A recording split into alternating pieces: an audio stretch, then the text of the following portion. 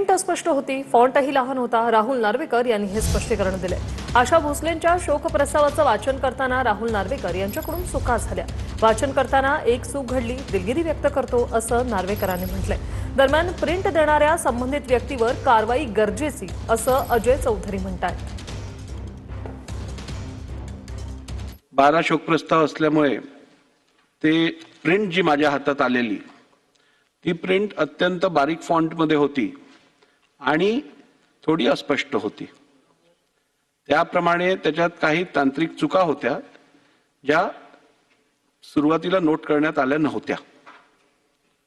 वाचन करत असताना तसंच्या तसं ते वाचन झालं। ही एक चूक त्या दिवशी वाचन करत असताना माझ्याकडनं घडली। राज्यातील किंवा सभागृहातील कुठच्याही व्यक्तीचे सदस्याचे इकडे मन दुखलं असेल तर मी मनापासून दिलगिरी व्यक्त करतो।